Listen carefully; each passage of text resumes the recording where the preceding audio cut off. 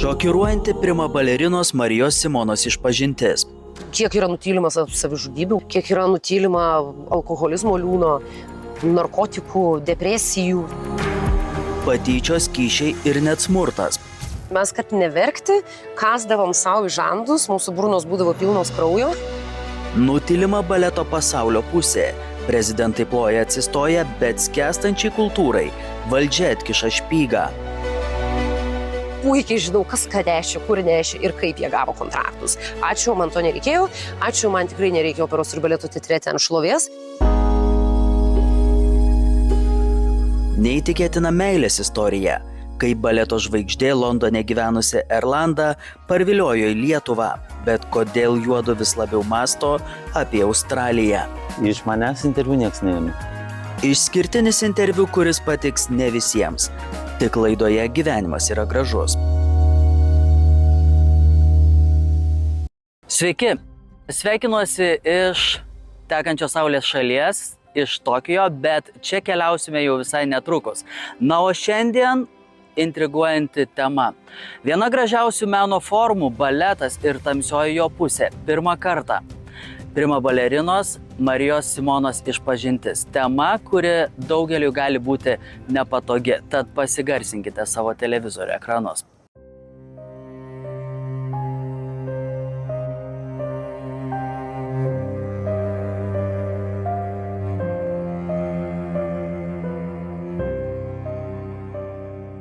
Visi mato baleriną. Lengvumą, eleganciją, plastiškumą, baltą tiulį, gėles ir ovacijas. Tačiau beveik niekas nemato kitos pusės – pasaulio, kuriame už klaidą gali būti pažemintas taip, kad skaudėtų visą gyvenimą. Šiandien pirmą kartą iki skausmo atvirai, be kaukių, be pagražinimų ir be baimės, prima balerinos Marijos Simonos Šimulynaitės Molskienės istorija.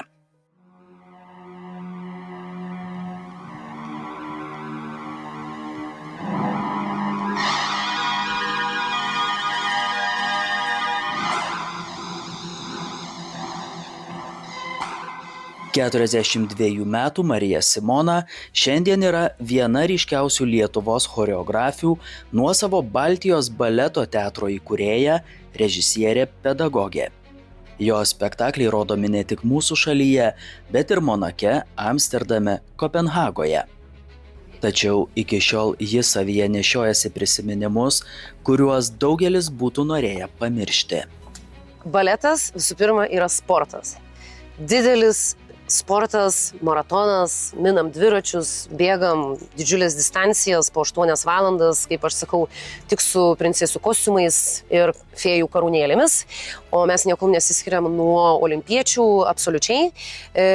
Visur yra traumos, visur yra vaistai ir daug vaistų, nes be skausmo praktiškai yra neįmanoma.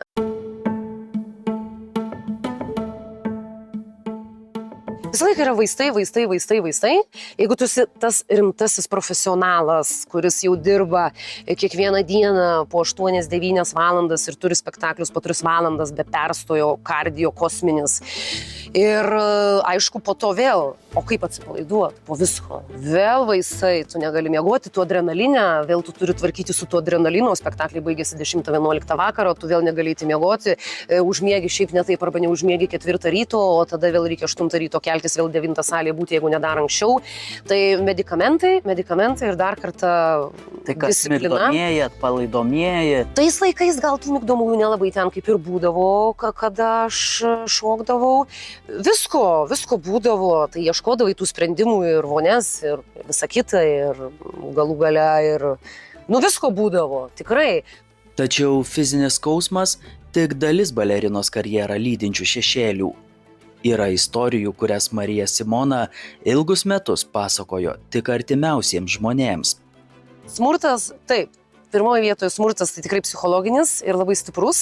Pedagogai tuo metu pas mus dauguma buvo labai prorusiški, baigė ar rusiškas mokyklas, tai vis tiek rusų laikai buvo, Minskas, Maskva, Sankt Peterburgas, kažkur belekur.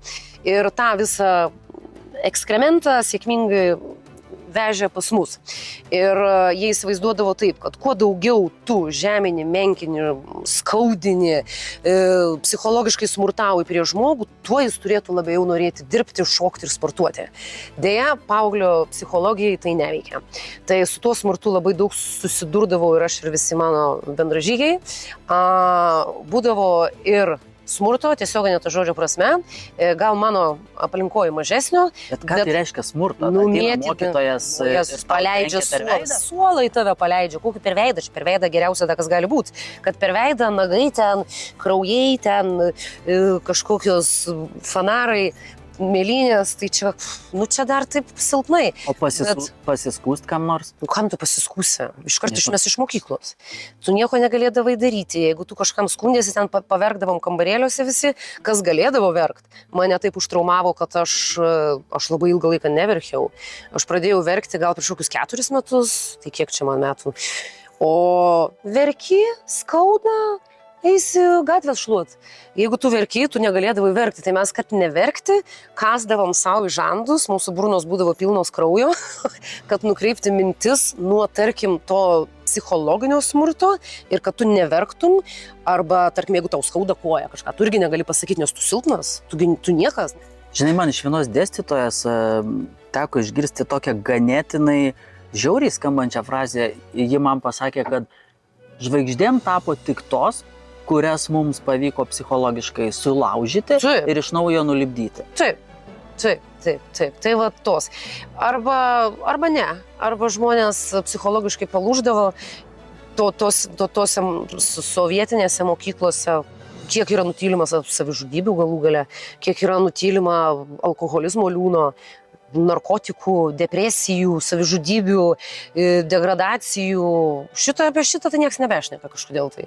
O buvo labai daug visko. Ir dabar daug kur nešneka šiaip apie šitus dalykus.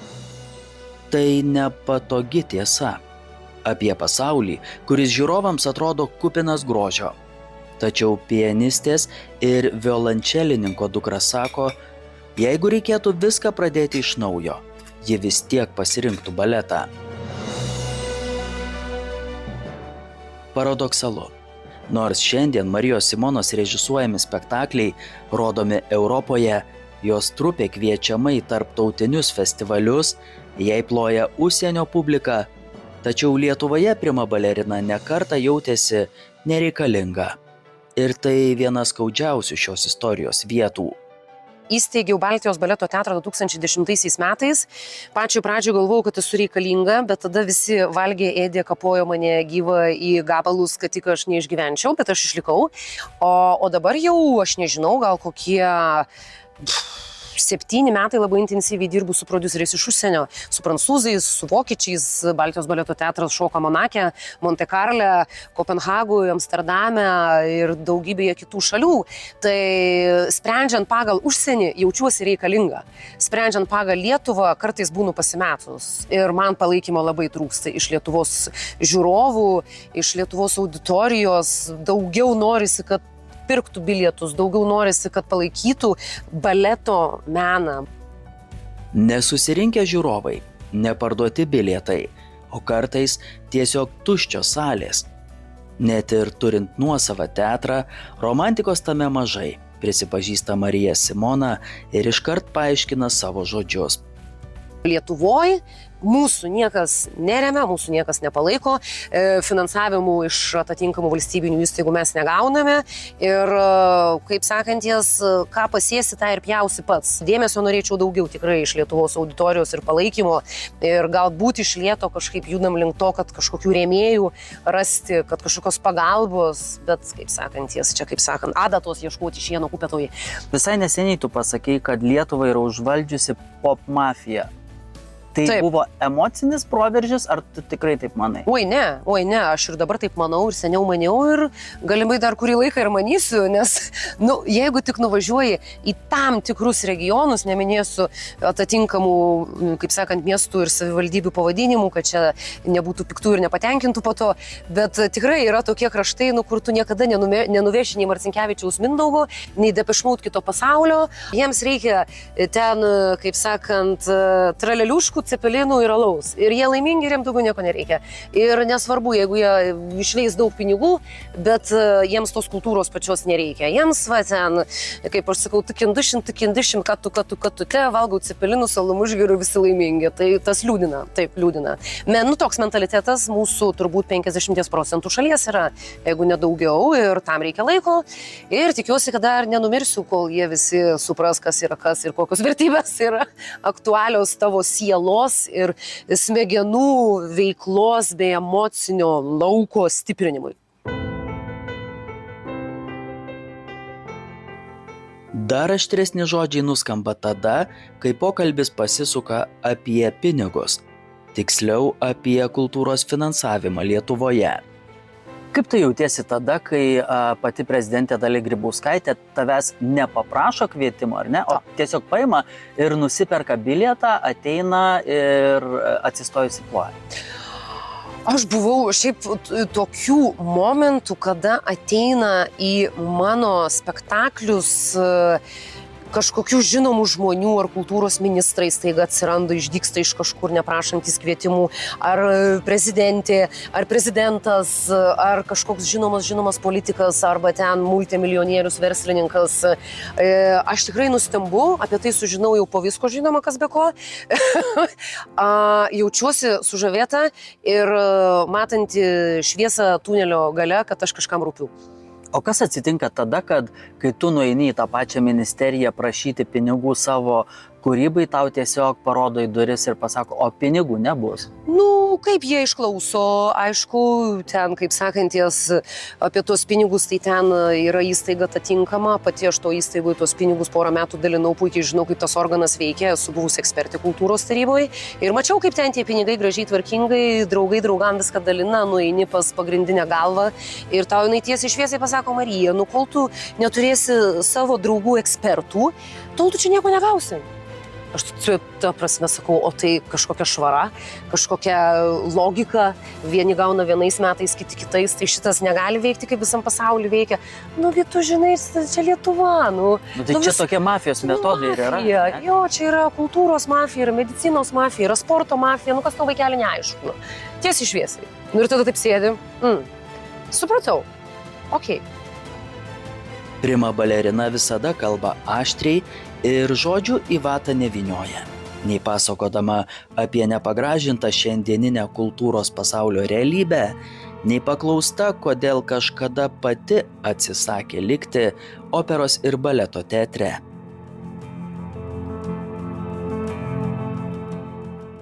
Aš Lietuvoje operos ir baleto teatre šokau iki 13 klasės, tai yra iki 19 metų. Tais laikais baleto mokyklų, Čiurlionio menų gimnazijoje buvo 13 klasių, po to aš operos ir baleto teatre nešokau, aš emigravau iš ten, nes situacija taip susiklostė, kad, ką čia tiesiai šviesiai turėjau galimai nunešti kyšį vienai direktoriai, bet kategoriškai tam nepritariau, nes sakiau, kad klausykit, žiūrėkit, dabar yra 2004, ne 80, rusas išėjo, ir mes gyvenam laisvoje šalyje ir čia nėra pakišų, kyšių ir tūkstančiais litų mes nenešim.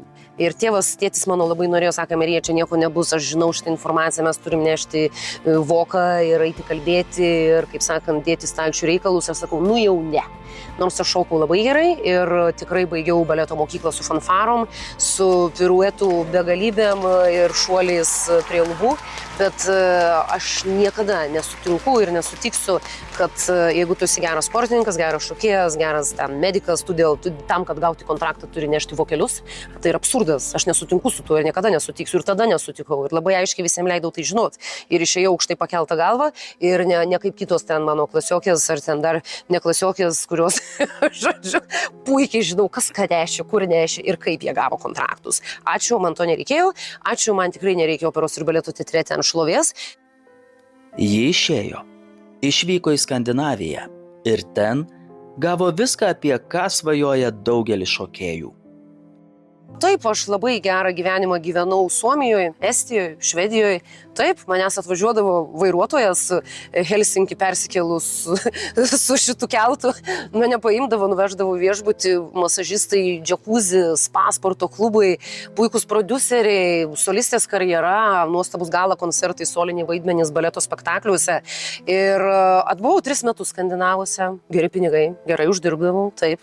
Ir apie nieką negalvodavau, kiekvieną rytą atsikėlus, kaip noriu grįžti namo, kaip noriu grįžti į Lietuvą, kaip noriu grįžti į savo žvėryną, kaip noriu, svajoju, gerti arbatą iš savo močiutės puodelių, kaip noriu apkabinti mamą, tėtį, savo mylimus šunis, noriu į Birštoną, į Senąjį Sodžių, sėdėti ant Nemuno kranto ir žiūrėti, kaip skamba bažnyčios varpas anoj pusėje Nemuno.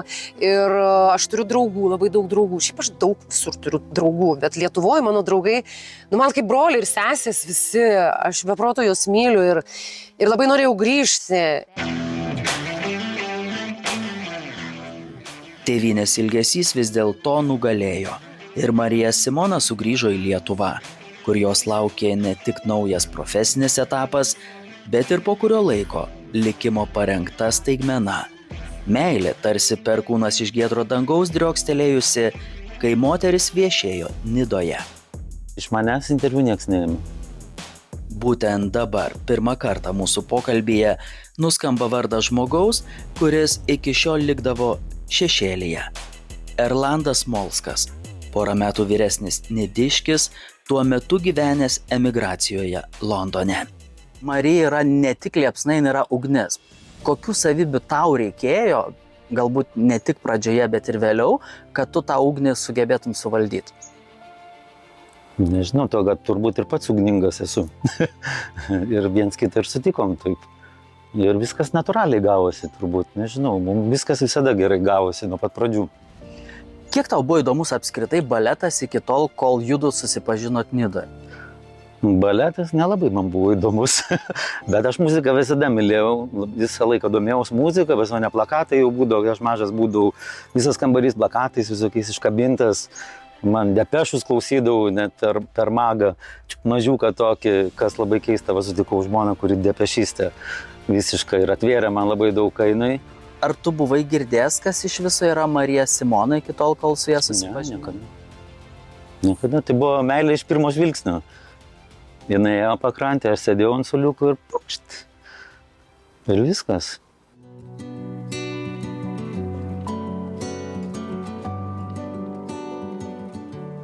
Kaip tu sugebėjai jam taip apsukti galvą, kad jis, žinai, dėl tavęs metė gyvenimą užsienyje, Londone, atvažiavo į Lietuvą, pasišventė tavo veiklai? Nu, geras klausimas. Ką žinau?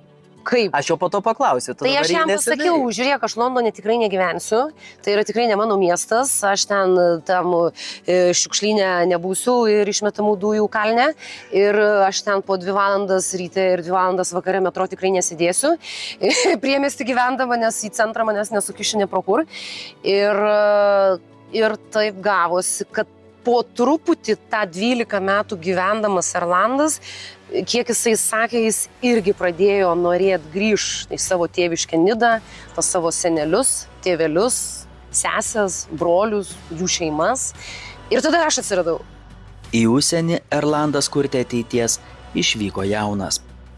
Tačiau susitikimas su Marija Simona tapo tuo postūmiu, kuris pakeitė jo planus. Erlandas nusprendė palikti Didžiąją Britaniją ir grįžti į Lietuvą. Man tiko, nes aš irgi norėjau jau užsikraustyti iš Londono. Nežinau kur, bet norėjau ir į Lietuvą truputį ir buvau grįžęs tą vasarą, apsisprendimo laikotarpis toks buvo ir sutikau ją ir tai mane dar labiau pastūmėjo grįžti į Lietuvą ir viską pradėti nuo nulio, iš tikrųjų, nuo nulio visiškai. Aš negyvenau Lietuvoje, aš migravau, aš jaunas ir ir pradėjom savo kelią čia su Marija. Tai buvo ne tik meilės, bet ir gyvenimo pasirinkimas. Žmogus, kuris jau buvo sukūręs savo gyvenimo Londone, grįžo į gimtinę ir pradėjo viską iš naujo. O daug prireikė laiko pačiam suvokti, kad taip vis dėlto reikia pirkti tą žiedelį, nežinau, klaupeisi ten tu ant to kelio ar nesiklaupiai ir sakyti, kad jau niekur nebesiblaškom ir einam kartu. Aš nežinau, kiek mes prabuvom keletą metų ir kažkaip pribendrom natūraliai, kad mes norim tų vestuvių. Gal po 5-4 metų.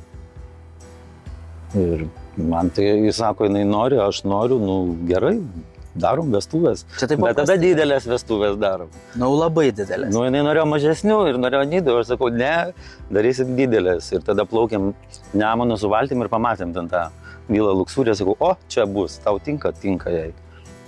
Nidos svajonę pakeitė Nemunas, o mažų vestuvių idėja – didžiulė šventė. Ir kaip sako Erlandas, svečių netrūko, nes abu turėjo didelį artimų žmonių ratą. Šiandien poros vestuvių archyvas tampa ne tik gražių jų gyvenimo prisiminimu, bet ir vienu iš tų retų momentų, kai galima pamatyti Mariją Simoną ir Erlandą Smolskus ne kaip teatro žmonės, ne kaip nuolat kažkur skubančius kūrėjus, o tiesiog kaip vyrai ir moteriai, kurie tą lemtingą dieną pasirinko vienas kitą.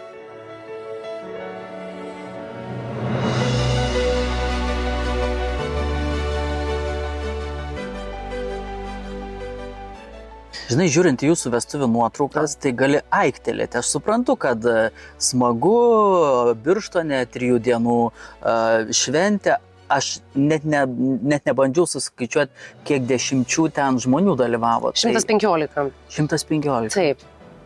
Taip, 115. Taip. Iš kur pinigų gavom? Na, emigrantai Londone kartais Nieko ten tie emigrantai, nieko ten nesusitaupo, viską išleidžia ir iškeliavom Australijos ir Kubose mes visus emigranto pinigus. Ir mano emigrantės irgi, kaip turi daug draugų, tai nereikia pinigų. Taip gavosi, kad šiaip logiškai pažiūrėjus, tos vestuvės turėjo turbūt daug kainuoti. Nes yra, 3 dienos. Karietos. 2 naktis. Jo, Vila Luxūrija, Birštonas, Nemuno krantas, fantastinė vieta. tą vilą mes paėmėm šiaip visiškai per fuksą, nu taip netikėtai, nes buvo paskutinis rugpjūtis, kada jinai gyvavo. Ir mes papuolėm į tą traukinį praktiškai, nežinau, už porą tūkstančių mes paėmėm visą vilą 3 dienom, 4 realiai, nes mes dar ruošiamės. O po to jie subankrutavo. Tai mes taip spėjom paimti stebuklingai už labai mažą sumą. O po to draugai, vieni 5% nuolaida fotkės video, kiti kažkokį ten gėrimus. Tai Marija, pusę metų bėgi, išsimokėsi, viskas gerai, ačiū praikui. Tai tas ferverkų su nuolaida, didžiausi ferverkai buvo 3 minučių pagal Love is in the air. Vėl blikas draugai, partneriai, oi tai Marija, čia tau baigtų, sako, 15%, tik susimokėk, didžiulę nuolaidą darom, suknelį iš viso aš ten nesukau galvos, ką žinau, kažkur ten belekur kažkokią nusipirkau, tikrai nebrangiai, daugiau viską draugai pravedė, patys susiorganizavom, žiedus nusipirkom, jo, kunigėlių kažką sumokėjom, karietą vėl ten žirgai, karietą vėl draugai ten, draugai ten, draugai ten, draugai tą, draugai aną, tikrai ten su vokeliais mes neišlošėm daug, gal net nustebau, kad neišlošėm daug, bet kadangi viskas buvo draugai dainavo, draugai grojo, draugai apšvietimą davė, tai buvo draugų ir mūsų nuostabios vestuvės, apie kurias visi šneka iki dabar, nors 2018 metai jau gan senai buvo, 28 klausykitės 10 metų jau, kokios čia vestuvės bus kažkokios. Tai sakau, kaip man tėtė visą laiką sakydavo, geriau 100 draugų, ne 100 pinigų. Iš kur tiek svečių pririnkot? Nu, daug draugų turim. Čia Mano gerai. pusės draugų, jos labai didelis ratas ir tai buvo nuostabiausias vestuvės. Jų santuoka tai jau 12 metų trunkanti kasdienė partnerystė ir profesinė, ir asmeninė. Jie drauge, kaip sakoma, 24 valandas per parą, o tai reiškia, kad santykiuose ne visada lieka vietos romantikai. Kartais lieka tik nuovargis, atsakomybė ir būtinybė susitarti, kaip rytoj viską padaryti iš naujo. Pačiam sunku buvo įsilieti ne tik į Marijos gyvenimo, bet ir į jos veiklą. Na, šiandien tu esi, kaip sakyt, tas sraigtas, ar ne, kuris visą jūsų įkurtą teatrą praktiškai suka. Nežinau, nebuvo sunku, gal buvo sunku suvokti, kas vyksta šitam, Aš apie tai šitam klausiu, pasaulyje. žinai, nu, Suvokti ir menininkai matyti, su kas savo vyksta. charakteriais, techninė dalis, finansinė dalis, visa kita. Menininkai, mes tokie kūrėjai, daugiau kitokie biški menininkai gal. Pas mus nėra ten menininkų. Nesunku šiaip buvo. Sunku tik buvo jo matyti, kaip yra graudu šitoj sferoj. Kokia neteisybė, kokia mafija ir taip toliau. Jo, pereiti viskas. Daug žmonių sutikom, kurie ten apgavo ir taip toliau. Nu ir po to patys viską susikūrėm savo. Sakėm, jie visi velniop. Savo pasidarom. Ir pasidarėm savo baleto studiją atsidarėm. Jie pasirinko susikurti savo taisyklės. Ir čia jų meilės istorija tampa dar įdomesnė. Nes kartais sunkiausia yra neįsimylėti žmogų, o su juo išgyventi realybę. Mes apie emigraciją į Australiją su Erlandu galvojam kas savaitę. Tiesiai šviesiai nemeluosiu. Nes Australijoje teko būti mėnesį su viršum. Turiu ten labai daug draugų ir iš šokio pasaulio, ir porą savaičių Sydney Dance Company vizitavimą turėjau, ir ten tokių įdomių pasiūlymų turėjau. Lietuvių bendruomenė Australijos manęs nuolatos laukia, oi Marija, darysim renginius, darysim tą. Mano buvęs baleto šokėjas, ten šeimą turi, pažįstu ten, nežinau, nuo politikų, teisininkų, šokėjų, akrobatų, režisierių, kino, Puiku, teatro. kas tu laiko? Kaip? Kas tada laiko? Šaknys. Aš be proto myliu Lietuvą. Be proto myliu Lietuvą, myliu savo tėvus, savo senelių kapus, savo prosenelių kapus, myliu savo miškus, Nemuną, Baltijos jūrą, Žvėryną, Birštoną ir Nidą. Man šaknys, aš esu psichinis ligonis turbūt jo, nes turiu tikrai visas galimybės išvažiuoti galiu į Australiją, viską gražiai galiu uždaryti, susikrauti visus kostiumus ir visus spektaklius perkelti Sydney arba Melburne ir net žinau kur ir su kuo ir man net sako, Marija, aš tau salę jau radau, skambina draugas, buvo šokės Marija, sako, aš jau salę net radau, sakau, aš šakau šokėjų, freelancer, belė kiek, sako, nu susikrauk tos kostiumus į lagaminus ir atvaryk, sako, kiek tu, sako, čia gali murgdytis, nu tai tiksi laikas, tiksi, nežinau. Gal išgyvensiu dar kažkiek, bet manau išbūsiu. Tau pačiam per visus tuos metus dažnai buvo kantrybė ant tos ribos, žinai, kad spjaunam čia viską ir keliaujam, nes kitur mūsų laukia labiau. Buvo tokių momentų, aišku, ypač kai grįžau iš po Londono čia į Lietuvą, tai buvo graudus vaizdelis pažiūrėti, kaip čia visi dar gyvena, kas čia vyksta, korupcija, kokie žmonės. Ir buvo momentų, bet jinai mane sulaikė. Ir išlikom čia kažkaip, bet buvo vėl momentas, kada vėl norėjom išemigruoti iš tikrųjų, bet nu kas iš tų geresnio gyvenimo, Lietuva vis tiek čia mus laiko, mūsų šaknis, šeima, draugai ir noris būti Lietuvoje. Taip, mes čia užaugę, gimę ir kovojam iki šioliai ir nežinau, kaip čia toliau bus, bet kažkaip išbūsim. Ji mane sulaikė. Galbūt tai yra viena svarbiausių Erlando ištartų šio interviu frazių. Nes už visų diskusijų apie pinigus, kultūrą, finansavimą ir emigraciją lieka labai paprastas dalykas. Žmogus, kuris tampa kito žmogaus priežastimi likti. Ir tai ypač svarbu Marijos Simonos istorijoje. Kokios iš tikrųjų Marijos nemato žmonės? Žinai, ją aštriai pasisakančią mes galim pamatyti per televiziją. Ją galbūt pavargusią po šou, ar ne, po spektaklių, mes bičiuliai galim pamatyti galbūt užkulisiuose, ar ne? O vat kokios nemato jos žmonės, kai jinai grįžta namo? Nu, kokią aš matau. Tai vat kokią tu ją matai? Na, negaliu sakyti. Pavargusią, aišku, išsekusią. Vis tiek kūryba atima labai daug energijos. Žmonės, taip toliau. Dviese viską darom. Kai tikrai būnam pavargę, išvažiuojam kur nors 2 savaitėm, išjungiam telefonus ir nėra mūsų. Viskas. Jisai mėgsta gaminti, aš niekada nemėgau gaminti, jisai šefas, ten jam tik daug prieskoniukų, svoguniukų, viską. Jo hobis Erlandų yra gaminti, jis mėgsta gaminti. Aš, ką žinau, galiu iš bėdos ten kiaušinį kokį iškepti, bet tai, ne mano tema. Aš kitką galiu padaryti. Galiu paveikslą nupaišyti, galiu spektaklį pastatyti. Mes nieko neįsipareigojom vienas kitam. Mes jau žinojome viens apie kitą viską. Nuo pačio dugno ir šiukšlyno iki visiško dangaus ir nuo A iki Z jau viens kitą žinojom, ten nebuvo ką prisižadėti, va dabar galbūt kartais jau tenka, tu man prižadėk suoliuką nudažyti, o tu man prižadėk tą ir tą padaryti, bet tokie, simboliniai, kaip sakant. O kada vestuvės buvo ar po vestuvų, tai ten viskas, ką žinau, gražu buvo. Jokių problemų ten nebuvo ir mylėjom ir mylim vienas kitą.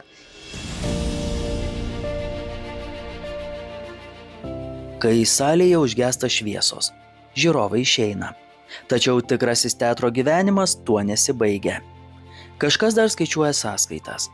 Kažkas dėkoja rėmėjams. Kažkas galvoja, ar rytoj išvis bus spektaklis. O kažkas tiesiog apkabina žmogų, kuris vis dar tiki, kad kultūra visų mūsų gyvenimą geba paversti gražesniu. Ar Lietuvai reikia meno? Ar Lietuvai reikia kultūros? Kadangi yra visiška suirutė Lietuvos politiniam pasaulyje, akivaizdi suirutė ir labai didelė duobė, sakyčiau, dugnas, koks tai gali būti, tai yra tas pats ir kultūroje, sporte, kultūroje, manau, ir edukacijoje, ir medicinos srityje, gaisrininkai, policija, medicina, mes visi skęstam, bet iš kitos pusės pasižiūri į Lietuvą, mažai betrūksta, kad mes į šveicarus būtume panašus, miestas pilnas, restoranuose vietų nėra, nežinau, tai kaip išlaviruoti tarp tos kultūros, kuri neišgyvena be privalomo finansavimo ir kaip išlaviruoti tarp tavo pačio sugebėjimo parduoti tai, ką tu sukuri, čia jau yra tokie, kaip sakanties, ir išliks stipriausi, ir liks stipriausi. Padarai spektaklį, tai daryk tokį, kad parduot galėtum. Sukūrei paveikslą, mąstyk, kas įpirks, o negalvo, kaip ten prisitrinti vyšniom delnus ir daryti meną. Bet klausyk, mes tada tapsim visiškai masinio vartojimo. Ką darysi, išlaviruoji, kartais neįtikinamiausi spektakliai būna anšlaginiai, o kur tikrai yra populiarioji muzika, populiarioji literatūra, juos niekas neina, čia yra loterija. Ir ta loterija, manau, nuo Romos imperijos laikų yra, tu niekada nežinai, koks kūrinys, kokia opera, staiga bus bum. Mozartas niekada negalvojo turbūt, kad jo Figaro vedybos ar kažkas šitiek 100 metų išgyvens ir bus viena populiariausių ten pasaulio operų. Tu kuri, atiduodi širdį, kartais pataikai, kartais nepataikai, kartais sukuri paveikslą, kurių tematiką iš karto perka, kartais jie dulka palėpėje 100 metų, staiga po 500 metų kažkas randa ir milijoninės sumas moka. Tai yra loterija, kultūra yra loterija, jo. Ar tu jautiesi reikalinga Lietuvai? Pastaruoju metu pradedu dvejoti. Pasirodymas visada baigėsi tuo pačiu. Uždanga nusileidžia, muzika nutyla, žiūrovai išeina, tačiau šios poros gyvenime uždanga nenusileidžia, nes rytoj vėl reikės kurti, tikėti ir kovoti. Dėl ko gyvenimas yra gražus, ne apskritai, bet dėl ko jūsų dviejų gyvenimas yra gražus? Dėl to, kad gerbiam viens kitą. Ir auginam meilę viens kitą. Turbūt dėl to. Trūksta žmonėm dabar meilės, tikros ir pagarbos viens kitam. Manau, meilės svarbiausias dalykas. Jeigu nėra meilės, tai ten, kad ir kiek tu pinigų beturėtum, kad ir kiek tu ten milijonų beturėtum, ir kas iš jų. Meilė esmė yra. Kaip yra meilė, tada aplink ją kažkas formuojasi, lipinasi, kūrėsi. Visako variklis meilė. Taip. Galbūt tai ir yra jų istorijos esmė. Netobula meilė ir negyvenimas be problemų, nenuolatinė romantika ir nelengvas kelias, o pagarba, kuri išlieka tada, kai baigėsi šventės, kai užsidaro teatro durys ir kai dviese tenka spręsti tai, nuo ko priklauso visas jų gyvenimas. Marija Simona ir Erlandas pasirinko nelengvesnį gyvenimą. Jie pasirinko vienas kitą. O paskui bendrą darbą, bendrą teatrą ir bendrą atsakomybę. Ir iki šiol atrodo, kiekvieną dieną renkasi iš naujo. Tai buvo viskas šį kartą. Kaip minėjau, visai netrukus keliausime į Japoniją, tad būtinai prenumeruokite mūsų YouTube kanalą, Facebooką ir Instagramą, paskyras matote apačioje. Iki pasimatymo.